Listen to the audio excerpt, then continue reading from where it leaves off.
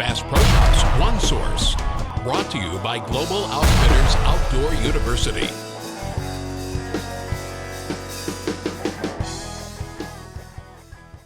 Hello, I'm Jim Martin. I've got my new turkey gun, the Mossberg 935 semi-automatic. I've just got it out of the box. I'm here with Warren Strickland, and I tell you, he's trying to help me get this ready for turkey season, get it performing at its best. But I know he's got the same, Warren, you've got the same gun as I do, except it's 2 inches longer in barrel, but everything else is the same. What have you've done some modification to your gun. What have you done to make it work better?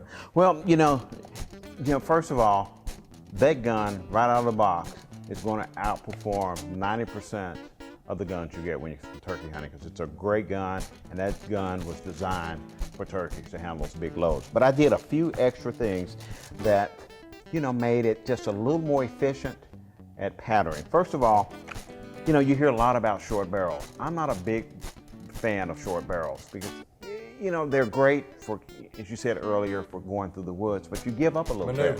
For moving through the woods, that's right. But you give up some efficiency. Okay. First of all, when you get under 26 inches, for every inch you go under 26 inches, you lose velocity about 10 feet per second, and you lose pattern efficiency as well. So it makes your gun a little bit more inefficient. And, a lot of guys say the short barrel is fine because you can swing on a turkey, but most of the birds that I'm shooting at, they're not running. Okay, so you don't. That's right. You don't need to like you're supposed to. Usually it's that second shot when I'm swinging on them. Okay, yeah. That second shot's usually not a good sign. Okay. Another really important,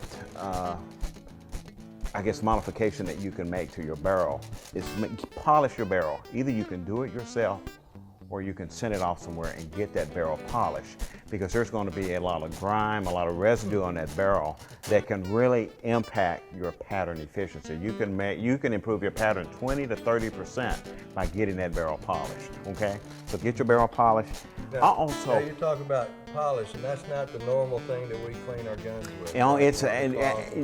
It's a lot deeper than that. It's getting what they'll do. They'll get certain acids and compounds to really get all of the residue out of it. It should look like a mirror finish when you have a good polish on that barrel. That just gives the pellet. Well, it's slick. It's like ice instead of the pellets going down a gravel road. They're going down a road that's covered with ice, or they're ice skating. So the pellets, it's just less friction, and the pellets just are more efficient in getting out of the water and going down the barrel. Is there a cost range for doing it? Probably for $50 you can get your barrel polished. Okay. But then you can go on the internet and you can do it yourself. Okay. You can get a drill and get a brass rod and polish your barrel. But polishing your barrel is one of the things you can do. Porting, with those big loads, there's a lot of gas because of all of the heavy load, a lot of the power burn.